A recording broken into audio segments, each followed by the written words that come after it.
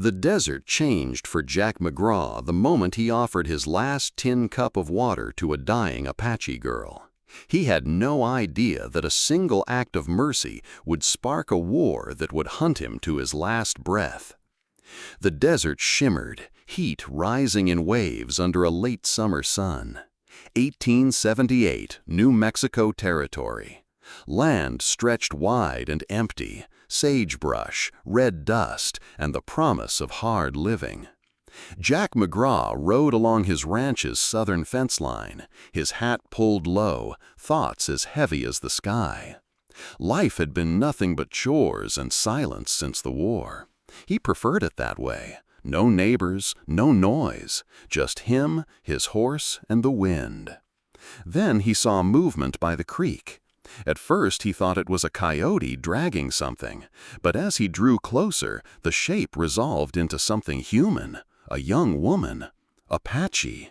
Barely 20, dark hair clung to her face, matted with blood. Her left boot was gone, her right sleeve soaked crimson. Her horse had bolted, leaving her sprawled in the dirt like the desert itself had spit her out. Jack stopped 10 yards away, hand resting on his Colt. Apache meant trouble. Every rancher here knew that. The army had its orders. The railroads had their plans. Men like Jack?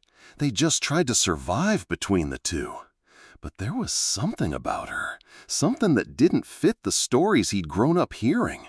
She wasn't holding a weapon. She wasn't raiding or stealing cattle. She was just dying.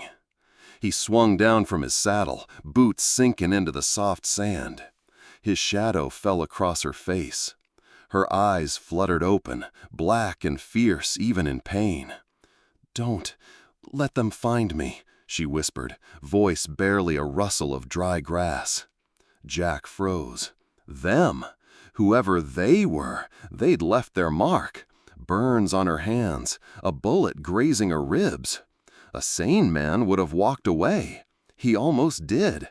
But then he saw her fingers twitch, like she was reaching for help she didn't believe would come. "Hell," he muttered under his breath, "this ain't my fight." He crouched anyway, checked her pulse. Warm, weak, but there. When she tried to sit up, she collapsed against him.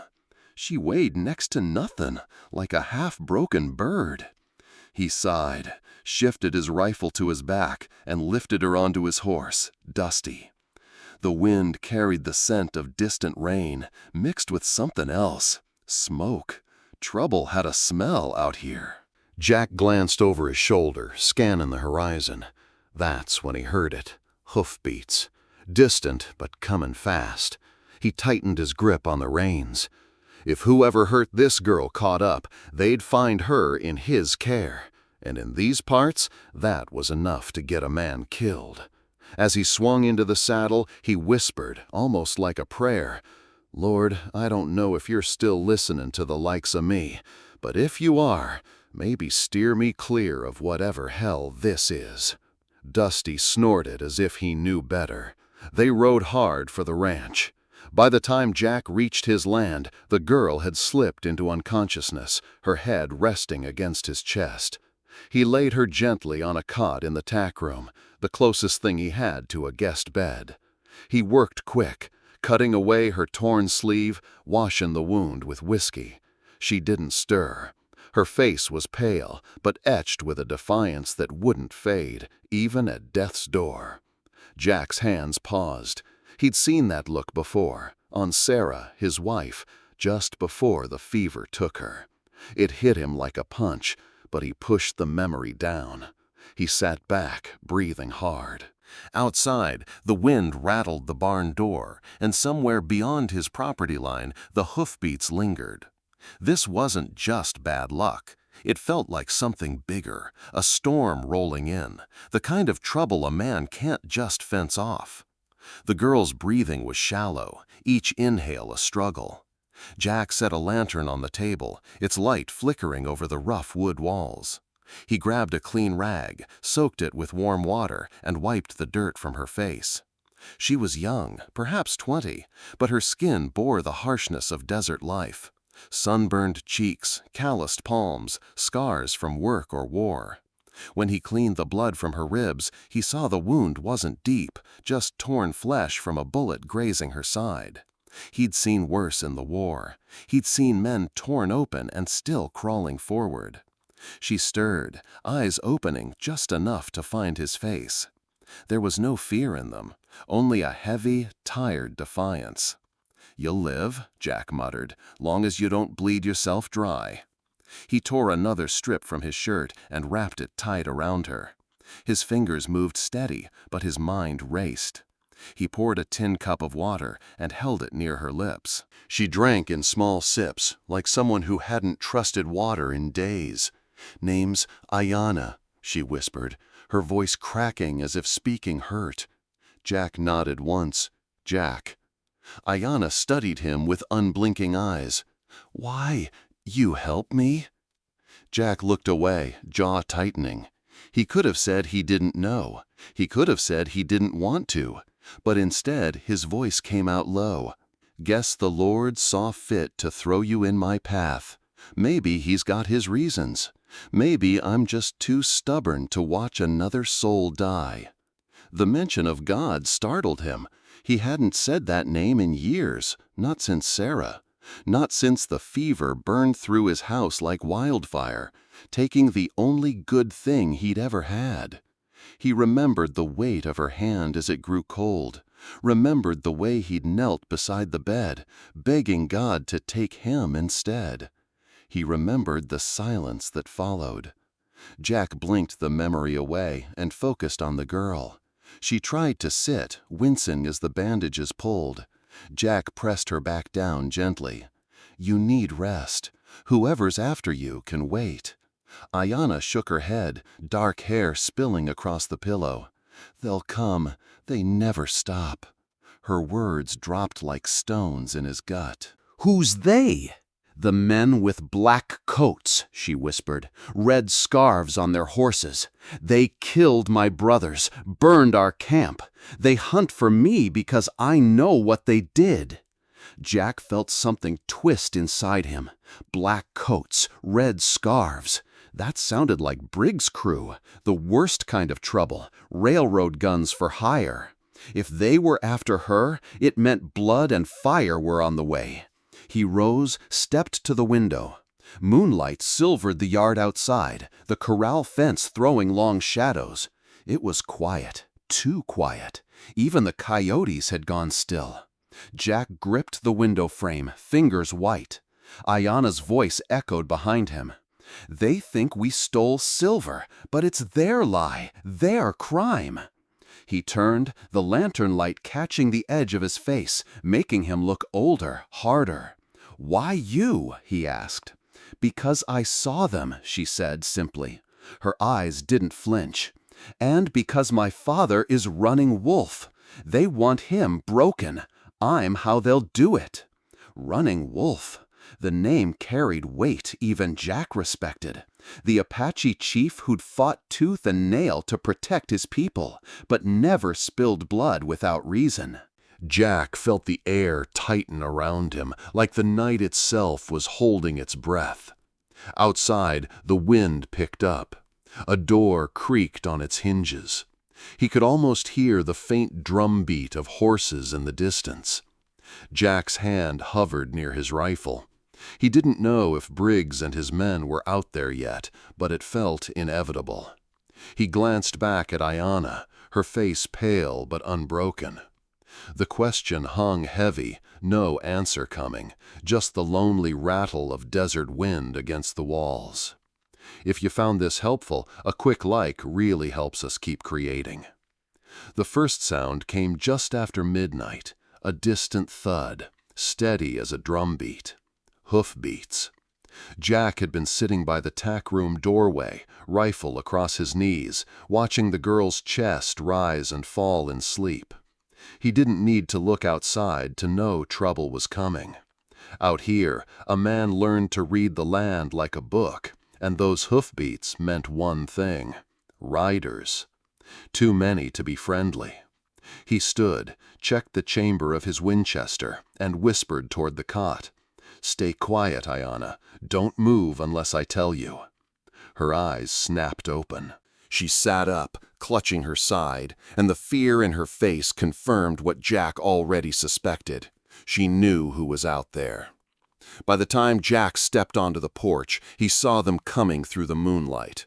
4 riders, dark coats, red scarves fluttering at their necks. Clayton Briggs rode at the front, his posture cocky, like he owned the night. Jack's stomach tightened. Briggs was no stranger. Once they'd served in the same cavalry unit. Briggs had always been mean, but now he was something worse. A hired gun for the railroad. "McGraw!" Briggs called out, his voice carrying easy over the still air. "You got visitors tonight?" Jack stayed silent, watching them close the distance. His fingers brushed the worn wood of his rifle, but he didn't raise it yet. The riders pulled up just outside the yard, dust settling around their boots. Briggs grinned, teeth flashing under the moon.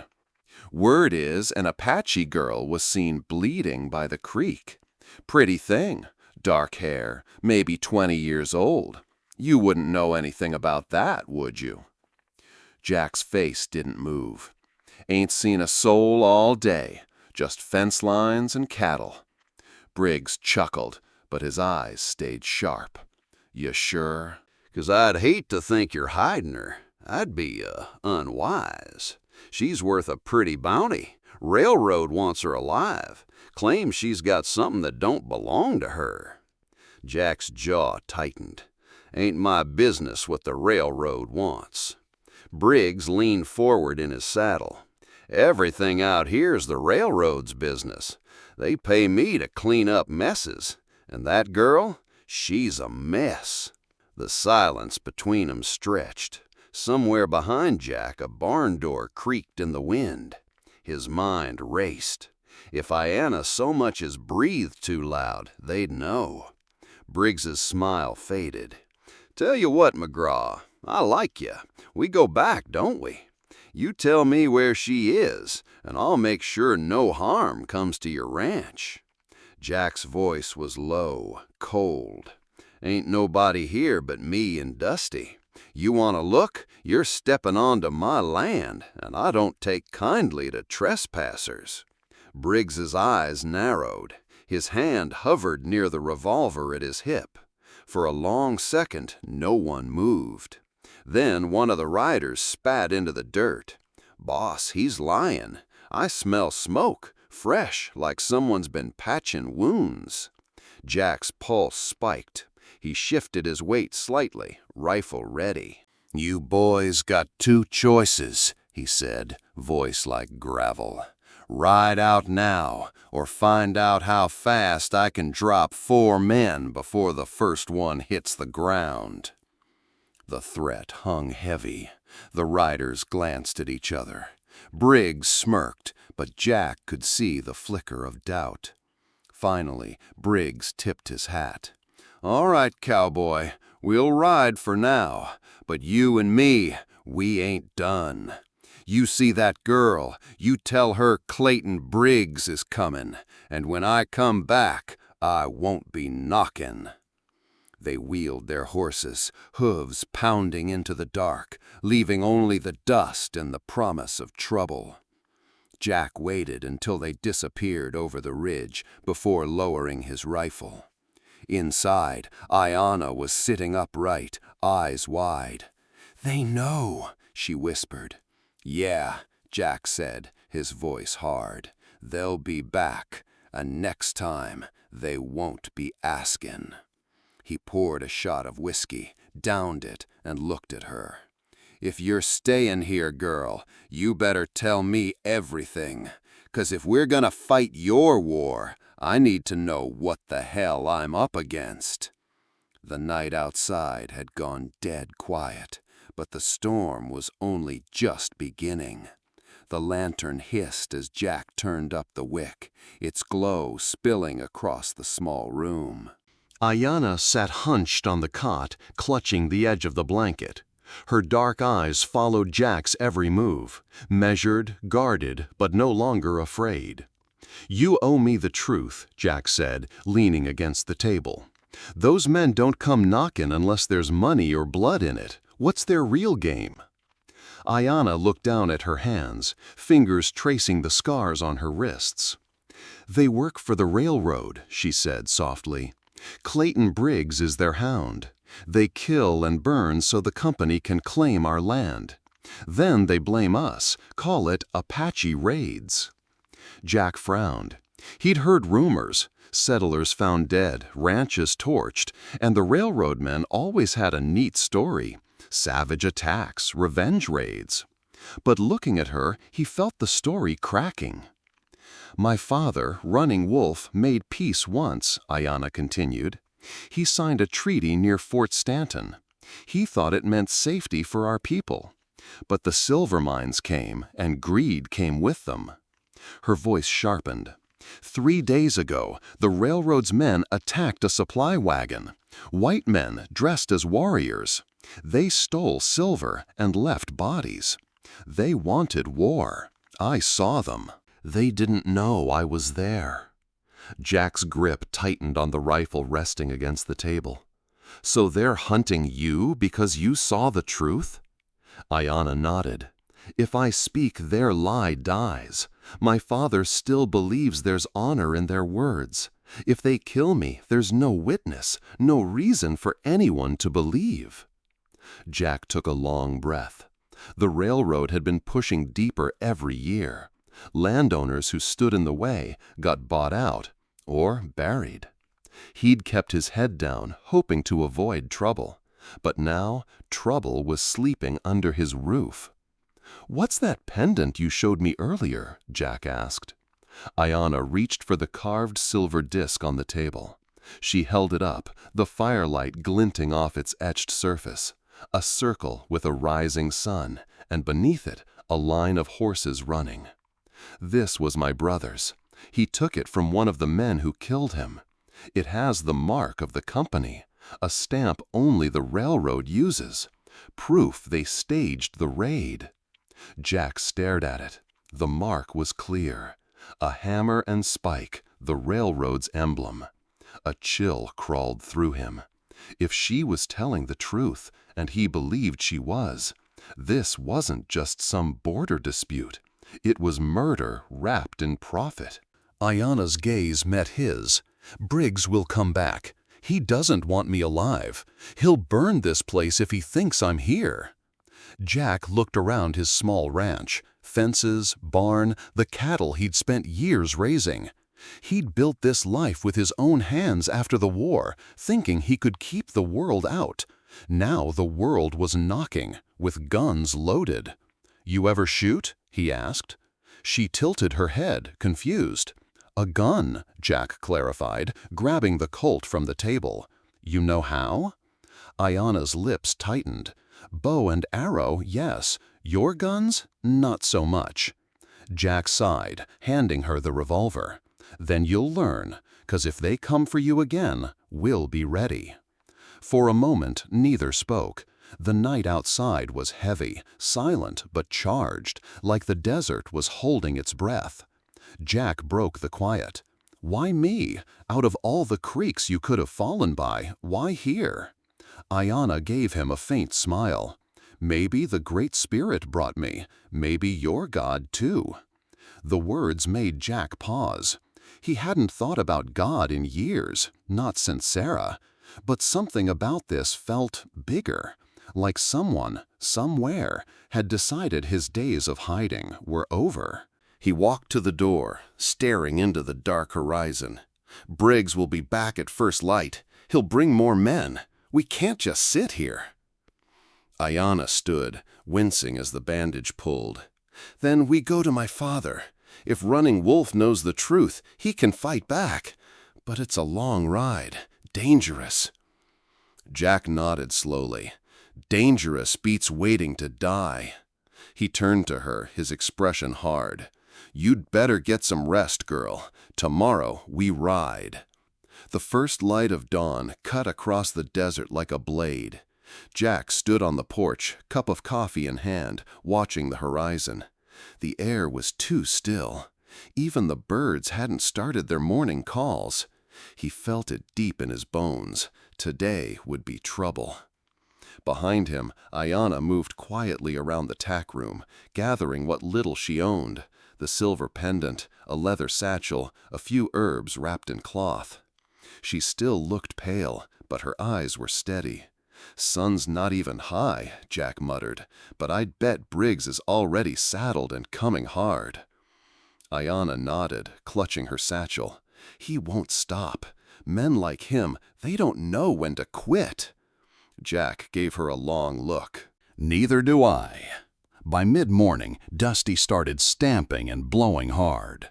The old gelding didn't spook easy. Jack stepped out to the corral, scanning the ridge. Then he saw it, a swirl of dust rising in the distance. More riders.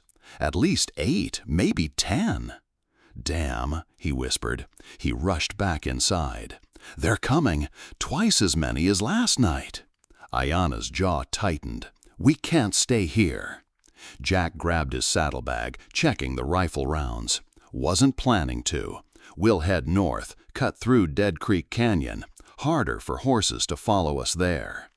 But they didn't have much time. Minutes later, hooves pounded closer, a heavy rhythm like thunder rolling down the valley. Briggs' voice rang out across the yard, sharp and mocking.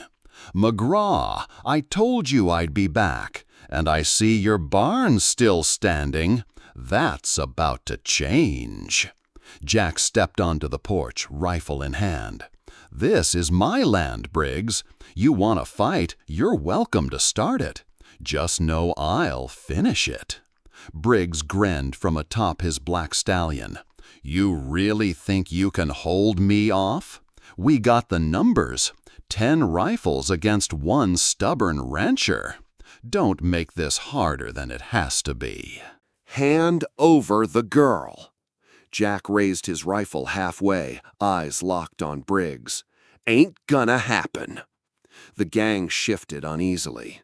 One of the younger men, barely more than a boy, spat into the dirt. "Boss, we could just burn him out. He can't fight fire." Briggs smiled, slow and cruel. Jack's chest tightened. He glanced back toward the barn. His cattle, his home, everything he'd built could go up in smoke if he stayed rooted here. Inside the tack room, Aiyana watched from the window, her hand gripping the revolver Jack had given her. Briggs swung off his horse. "Last chance, Jack. Step aside. This ain't your fight." Jack's voice was cold steel. "You set foot past that fence, and you'll find out just how fast I can drop the first man who tries me." The standoff stretched, the desert heat thick between them. Then Briggs' grin slipped. "All right," he said, signaling to his men. "Light it." The youngest rider pulled a torch from his saddlebag, striking a match. Jack cursed under his breath. It was time to move. He ducked inside, slamming the door. "We're leaving, now, saddle up." Aiyana hesitated. "You're home."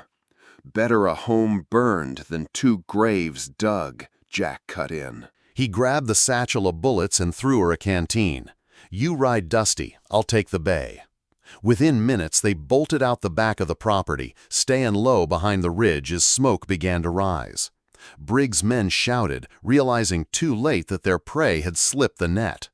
They rode hard, cutting across dry gulches and thorny brush. Jack led the way. Every turn of the trail burned into his memory. Aiyana clung to Dusty's reins, her face pale but set with determination. By the time they reached Dead Creek Canyon, Jack slowed, scanning behind them. The riders were still distant, but they weren't giving up. "They'll track us," he said. "Then we make them lose the trail," Aiyana replied, her voice surprisingly calm. Jack shot her a glance. For a girl who'd nearly died the day before, she had fire in her veins. He dismounted, leading both horses into a narrow side gully. The canyon walls rose like jagged teeth, offering cover. We'll lay low here for a while, let 'em burn themselves out lookin'. Aiyana sank to the ground, breathing hard but steady. This won't end, Jack. Not until Briggs is stopped.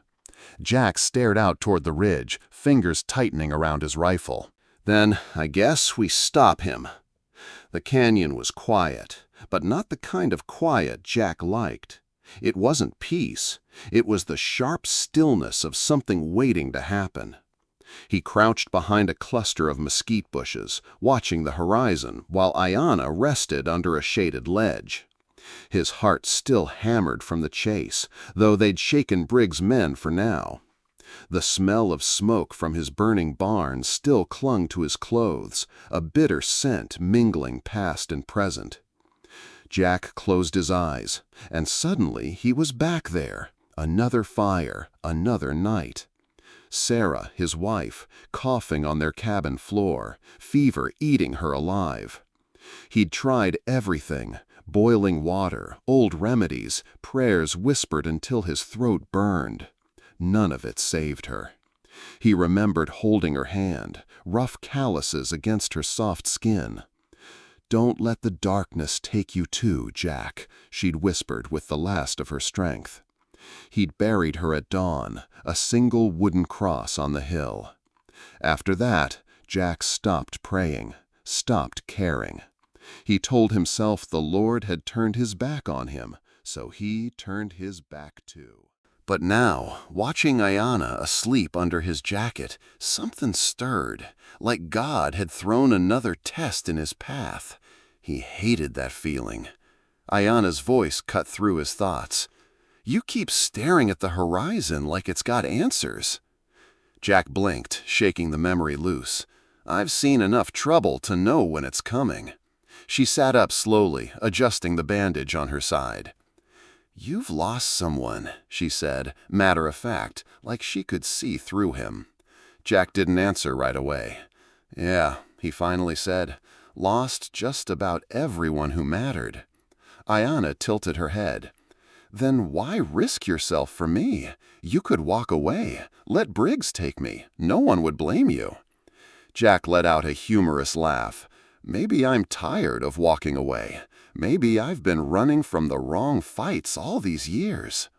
The canyon breeze kicked up dust, swirling around them. Aiyana leaned forward.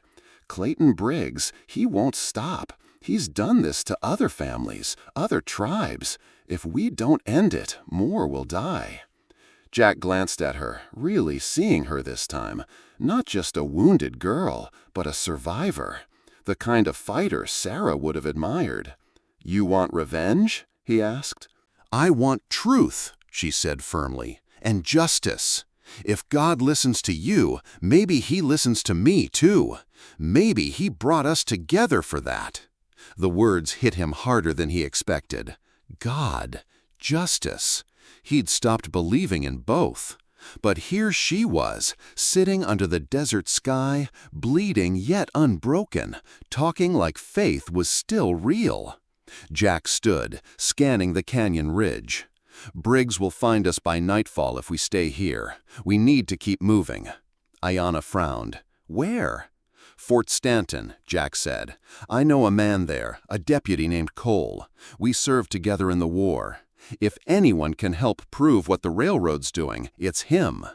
Her eyes lit with a flicker of hope. "You do that? For me?" Jack shrugged. "For you, for my own damn soul, maybe." As they saddled the horses again, Jack's mind churned. He wasn't just fighting Briggs anymore. He was fighting the part of himself that wanted to stay bitter, that whispered he was already dead inside. Before mounting, he paused, looking up at the endless sky.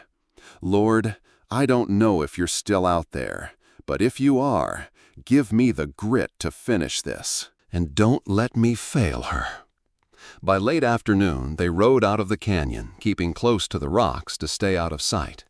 Each hoofbeat sounded like a warning bell. Jack's eyes never stopped scanning the land. He knew Briggs wasn't far behind. And for the first time in years, he realized something. He wasn't just fighting to survive anymore. He was fighting for something worth dying for. The sun was setting, bleeding red across the desert horizon. Jack and Aiyana had been riding hard for hours, cutting across dry washes and rocky ridges, always glancing back, always expecting the dust cloud of Briggs' riders to appear. By the time they reached the narrow flats west of Dead Man's Bluff, their horses were foaming with sweat. Jack reined in his bay, breathing hard. "We can't outrun 'em much longer," he said. "These horses need rest, or they'll drop." Aiyana's face was pale, her bandage stained with fresh blood. "Then we stop running."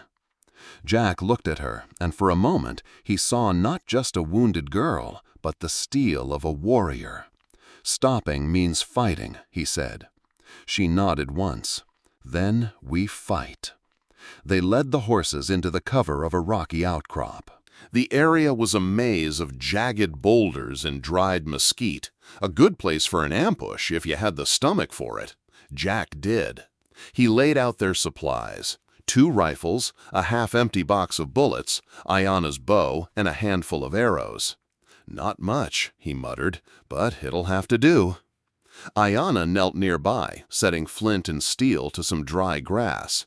"If they come close, I can light brush and smoke them out," she said. Jack gave her a quick, approving glance. "Not bad, girl. You've got a head for this." As darkness settled, the desert turned cold, shadows stretching like claws. Then they heard it, distant hoofbeats. Closer this time, steady, determined. Jack crouched behind a boulder, rifle braced on his knee. Aiyana climbed higher, bow ready, her silhouette sharp against the dim sky. The riders came into view, 6 of them now, torches glowing like hellfire. Clayton Briggs led the pack, his grin wicked in the fire's glow. "McGraw," Briggs' voice cut through the night, "you can't run forever. Hand her over, and maybe I'll let you die quick." Jack's jaw tightened. "Guess I'll have to disappoint you," he muttered, then shouted, "You want her, Briggs? Come and get her!" A shot cracked the silence. Jack fired first, the bullet ricocheting off Briggs' stirrup. The riders scattered, shouting. Aiyana loosed an arrow, catching one man in the shoulder. The ambush turned the desert into chaos. Gunfire flashed in the dark, echoing off the rocks. Jack reloaded with calm precision, picking targets one by one. He wasn't as fast as in his cavalry days, but he was steady, and steady wins fights. "Jack!" Aiyana's voice rang out. One of the riders had dismounted, trying to flank them. Jack pivoted and dropped him with a clean shot. But the fight was turning. Briggs and his men regrouped, firing from cover. One bullet slammed into the rock inches from Jack's head, showering him with grit. Another clipped the bay's saddle, spooking the horse. "We can't hold this position," Jack called out. Aiyana ducked behind the rocks, breathing hard. "Then we move." She grabbed the bundle of dry brush she'd prepared, struck flint, and set it ablaze. The fire roared to life, smoke curling into the night sky. Jack realized what she was doing, forcing Briggs' riders to split, to panic. "Smart move," he said, covering her with rifle fire as the flames spread. Briggs' voice roared over the crackle of fire. "You think you can burn me out, McGraw? I'll skin you alive!" Jack's patience snapped. He stood, leveling his rifle directly at the shadowed figure on the black stallion. "Briggs, I should have shot you back in the war when I had the chance." He fired. The bullet grazed Briggs' hat, knocking it clean off. Briggs cursed and pulled back, his horse rearing. The riders faltered, smoke and confusion scattering them. Jack grabbed Aiyana's arm. "Now, mount up!" They bolted through a gap in the rocks, flames lighting their escape. Behind them, Briggs' voice was a promise of vengeance. "Run, McGraw, you can't hide forever." An hour later, they stopped at a shallow arroyo to catch their breath. Aiyana slid off Dusty, collapsing to her knees. Her hands trembled, but her eyes were steady. "We hurt them," she said softly. Jack nodded. Not enough. Briggs'll come back meaner. He glanced at her bandage, blood seeping through again. You can't take another chase like this. We need help, and I know where to get it. Where? She asked. Fort Stanton, Jack said, his voice hard. We bring the truth there.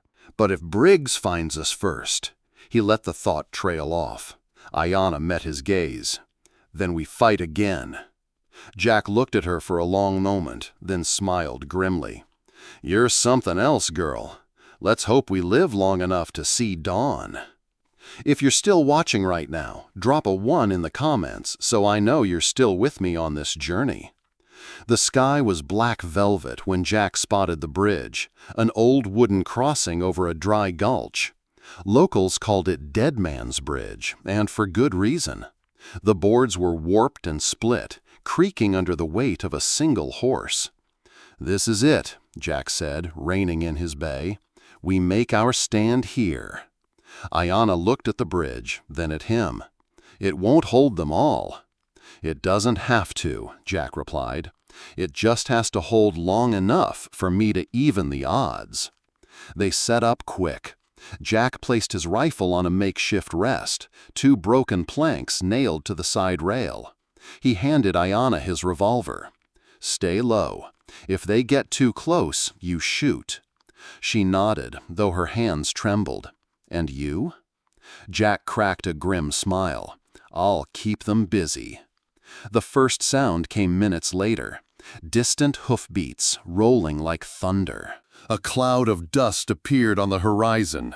Briggs and his riders were coming fast, their torches glowing like a snake of fire cutting through the night. Aiyana's breath caught. They're here. Jack knelt, squinting through the sights of his rifle. Wait for my mark. The riders closed in, their faces lit by torchlight.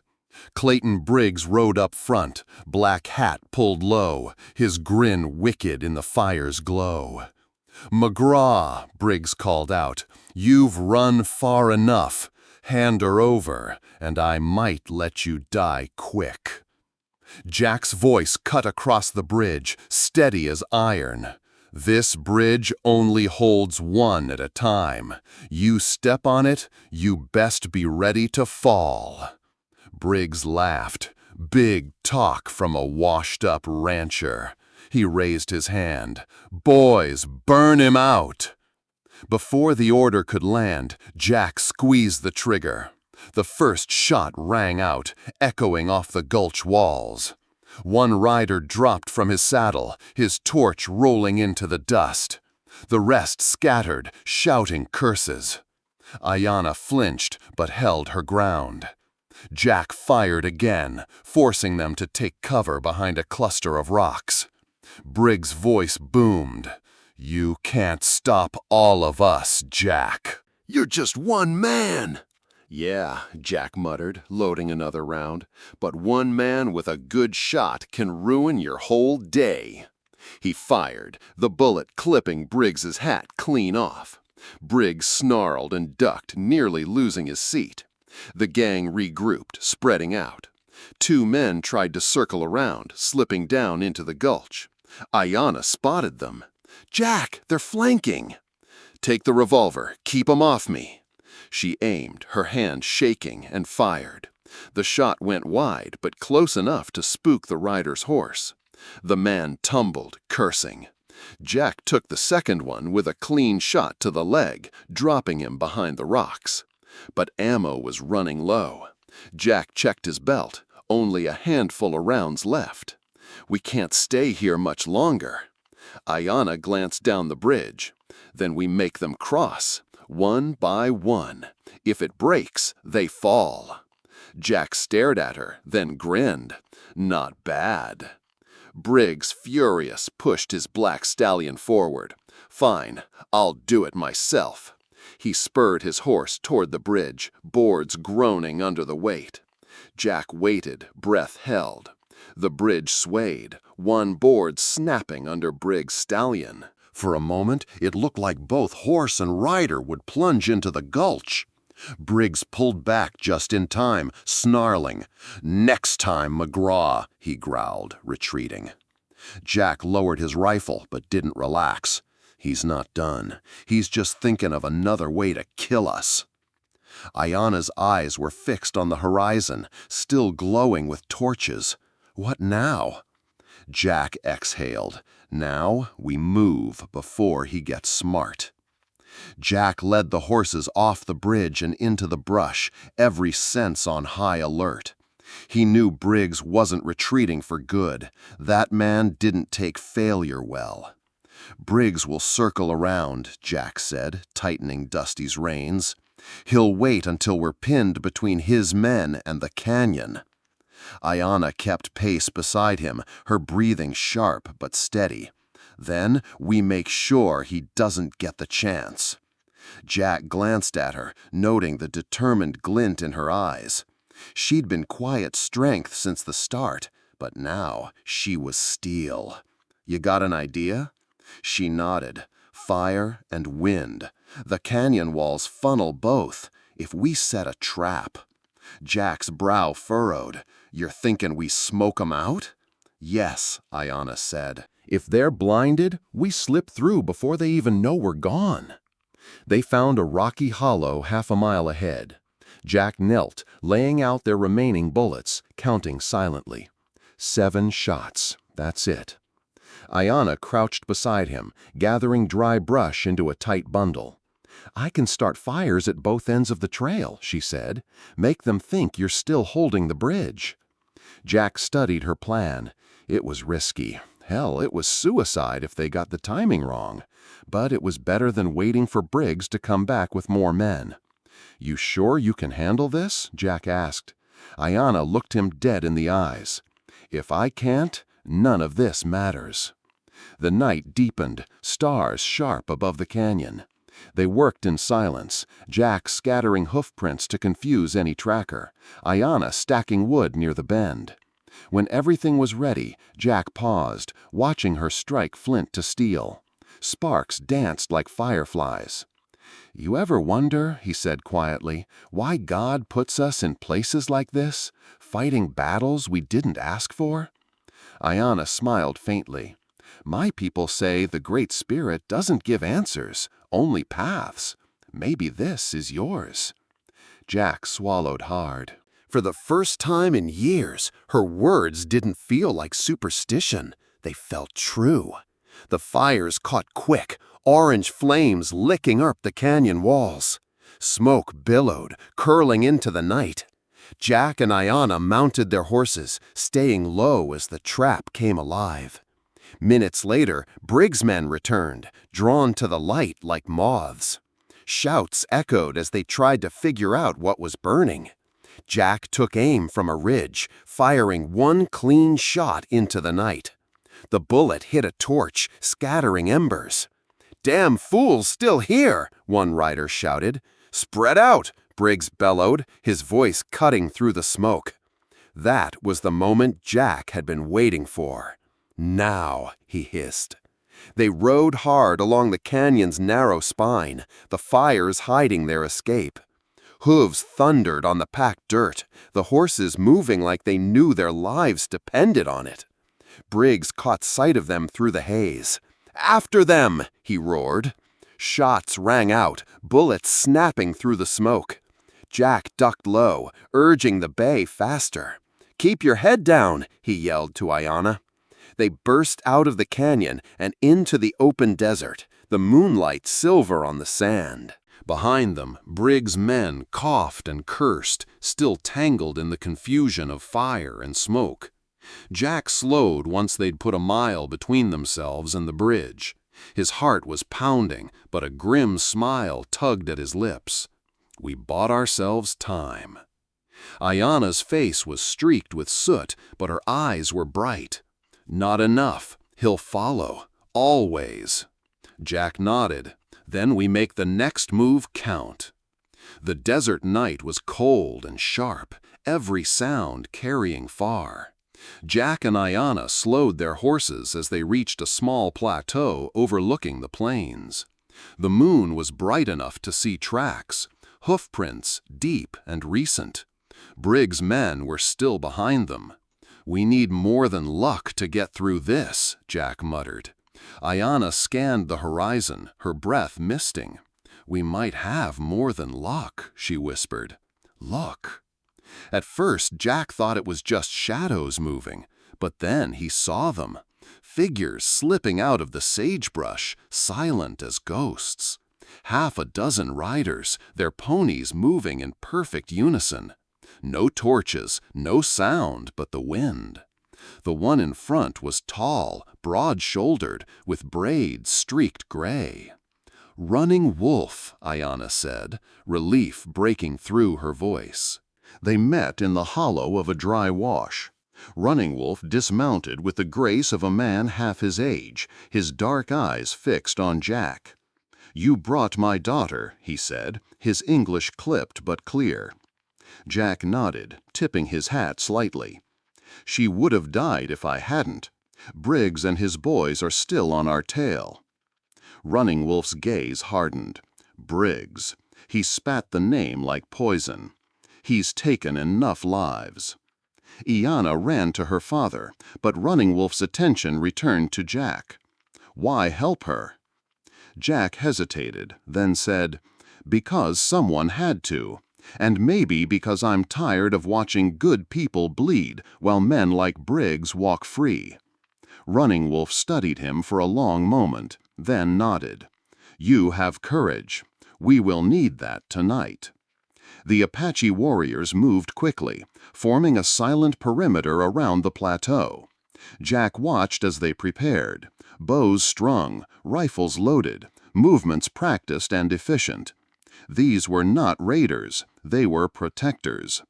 Running Wolf handed Jack a freshly loaded rifle. "You fight with us now." Jack accepted the weapon, feeling its weight. Gladly. Minutes later, the sound of hooves approached, Briggs and his gang charging hard, unaware of the trap ahead. Running Wolf raised a hand, signaling his warriors to hold. The desert air was electric, like the earth itself was waiting for the first shot. Aiyana crouched beside Jack, whispering, "When it starts, stay close to me. My father's men fight like lightning, quick and deadly." Jack smirked. "Guess I'll try to keep up." The riders appeared on the ridge, torches flaring. Briggs spotted them and sneered. "Well, well, looks like McGraw's found himself some new friends. You think a few Injuns can stop me?" Running Wolf stepped forward, calm and unshaken. "Leave now, Briggs. This is your only warning." Briggs laughed, a harsh, ugly sound. "You've got guts, old man, but guts don't stop bullets." The first shot came from Jack, a clean warning shot that shattered Briggs' smirk. Chaos erupted. Apache warriors moved like shadows, their arrows and bullets slicing through the night. Briggs's men scattered, firing wildly, unprepared for the silent precision of Running Wolf's fighters. Jack covered Aiyana's flank, dropping one rider who tried to break through the line. The desert was alive with the crack of rifles and the hiss of arrows. Within minutes, Briggs' advantage of numbers turned to panic. 2 of his men were down, the others retreating behind the ridge. Briggs pulled back, rage twisting his face. "This ain't over, McGraw. I'll burn you all out if it's the last thing I do." As the gunfire faded, Running Wolf lowered his rifle. "He will return," he said, voice like stone. Jack wiped sweat from his brow. "Then we make sure he doesn't walk away next time." Dawn bled across the desert, painting the horizon in streaks of fire. The battle the night before had scattered Briggs' men, but Jack knew they'd regroup. Briggs wasn't the kind to lick his wounds and quit. Running Wolf's warriors were already preparing, silent and focused. Aiyana stood beside Jack, her face streaked with soot, but her eyes fierce. "He'll come again," she said. Jack nodded, loading his rifle. "Yeah, But this time, we end it. By mid-morning, the sound of hooves rolled across the plain. Briggs was back, fewer men now, but twice as mean. His black stallion thundered ahead, its hooves cutting deep into the dust. "McGraw!" Briggs bellowed. "You've got one last chance. Hand over the girl, or I burn every inch of ground you've touched." Jack stepped forward, rifle in hand. "This is where it stops, Briggs. You've taken enough." Briggs smirked, sliding off his horse. "You think you can take me? You and these savages?" He spat the word like it was poison. Running Wolf's gaze darkened, but he held back, giving Jack the space he needed. "Just you and me, Briggs," Jack called out. "No men, no fire, just us." Briggs' grin widened. Been waitin' for that. He drew his revolver, spinning the cylinder with a snap. The world seemed to shrink, silence stretching between them. Even the wind held its breath. Jack leveled his rifle, but Briggs moved quick, diving behind a rock and firing. The shot clipped Jack's hat clean off. Jack ducked, rolling into cover. He could hear Briggs' laughter cutting through the smoke and dust. "Come on, McGraw. Where's that war hero I heard so much about? Or are you just another coward with a badge of rust?" Jack's teeth clenched. He remembered Sarah, remembered every face Briggs' greed had trampled. He wasn't running anymore. He waited for the pause, the telltale click of Briggs' revolver reloading. Then Jack moved. He rose, fired twice, each shot deliberate. The first bullet grazed Briggs' arm, sending his revolver spinning into the dirt. The second shot slammed into the rock by Briggs' head, close enough to send splinters flying. Briggs staggered, bleeding, but still grinning. "You think that's enough?" He lunged forward, tackling Jack to the ground. The rifle flew from Jack's hands. The two men rolled in the dust, fists flying. Briggs was strong, mean, with years of killing behind him. But Jack had something Briggs didn't: a reason. Briggs pinned him, hand on Jack's throat. "Shoulda stayed on your porch, old man," he snarled. Jack's vision blurred, but he caught sight of the silver pendant lying in the dirt. Aiyana's pendant. Sarah's voice echoed in his mind. "Don't let the darkness take you too." With a surge of strength, Jack grabbed a rock and smashed it into Briggs' side. The man roared, stumbling. Jack tackled him, slamming Briggs' head into the dirt until the fight left his eyes. Briggs lay groaning, blood on his lips. Jack stood over him, chest heaving, rifle back in his hands. "You're done, Briggs. This land, these people, you don't own them. Not now." Not ever. Running Wolf and his warriors closed in, surrounding the broken gang leader. Aiyana stepped forward, looking Briggs dead in the eye. "You killed my brothers. The railroad will answer for this." Briggs spat in the dirt but said nothing. Jack turned to Running Wolf. "What do we do with him?" Running Wolf's expression was cold. "We take him to Fort Stanton. Let the white men's law see the truth. He'll hang with his lies still on his tongue." Jack looked down at Briggs one last time. For the first time in years, he felt something like peace. A new dawn. The sun climbed higher as silence returned to the desert. Briggs and his surviving men, bound and beaten, were loaded onto wagons borrowed from a nearby rancher. Running Wolf's warriors watched with calm eyes, their faces unreadable but victorious. Jack leaned against a fence post, wiping the dust and blood from his brow. His barn was gone, a pile of smoldering ash in the distance. But for once, he didn't feel like he'd lost everything. Aiyana stood beside him, her arm bandaged and her silver pendant safe around her neck. "You fought well," she said quietly, "for a man who claims he wants no part in anyone's war." Jack gave her a tired smile. "Maybe I just needed a reason to fight again." At Fort Stanton, Deputy Cole, an old comrade from Jack's war days, listened to their story. The silver pendant, the railroad's emblem, the testimony of Aiyana and Running Wolf, together it was enough to expose the railroad's lies. Cole promised Briggs would face trial, not escape this time. "You've done something rare, Jack," Cole said, clasping his shoulder. "You stood up when it counted. You saved more than just her life. You saved the truth." Jack only nodded. He wasn't one for speeches. But inside, something felt lighter. In the days that followed, Running Wolf's camp sent word to Jack's ranch, offering help.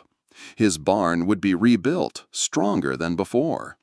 Aiyana visited often, bringing wild herbs for his wounds, teaching him Apache words while he taught her how to handle a revolver without fear. One evening, as they watched the sunset over the open plains, Aiyana said, "You could ride with us. My father would welcome you." Jack shook his head, but with a gentler expression. "This land is my home. It's where Sarah's memory lives. But maybe I'll visit more than I used to." He glanced at the horizon, the golden light painting the land he once thought was nothing but dust and chores. Now it felt like something sacred again, worth protecting, worth living for.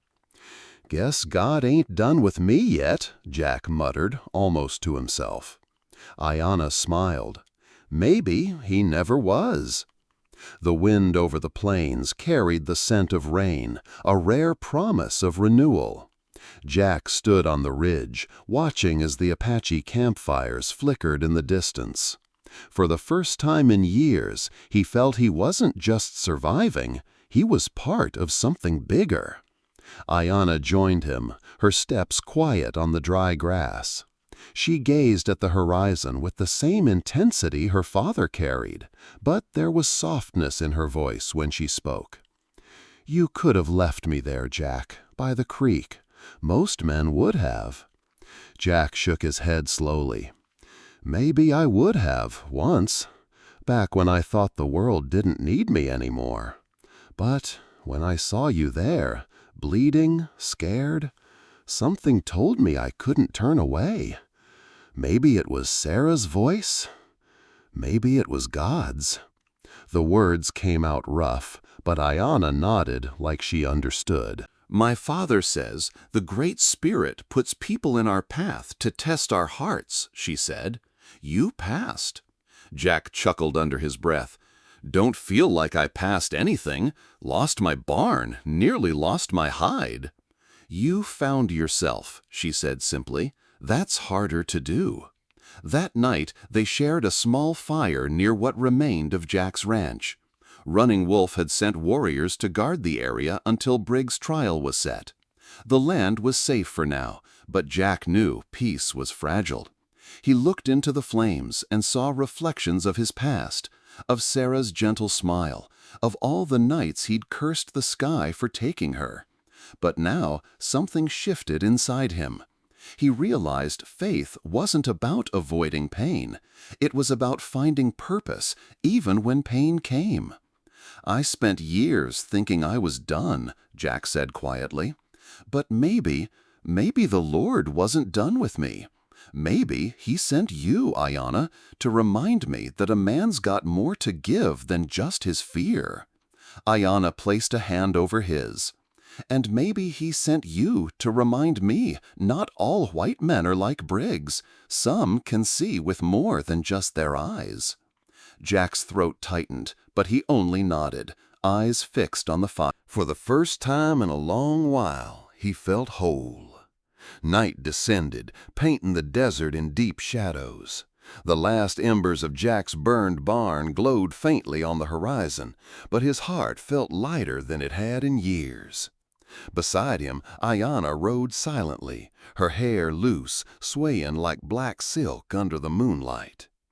Running Wolf's warriors moved in the distance, their silhouettes sharp against the silver dunes. Jack glanced at Aiyana and then at the open sky. "I used to think I was cursed," he said quietly. "Lost my wife, lost my faith. Thought all I had left was dust and memories." Aiyana looked at him, her gaze steady. "And now?" He gave a faint smile. "Now I reckon I found something worth fighting for. Maybe God wasn't silent after all. Maybe I just wasn't listening." The wind carried the smell of distant rain, cool and sweet, a promise of life even in the harshest land. Jack tightened his grip on the reins, feeling the warmth of Dusty beneath him.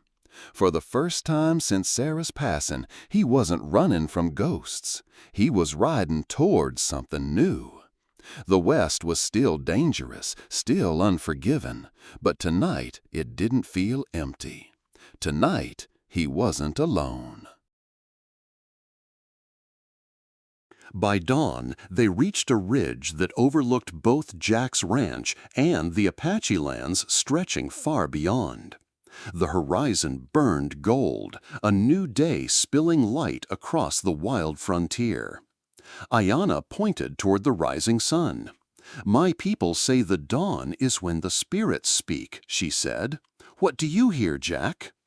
He stared at the horizon, his voice low. "I hear a second chance.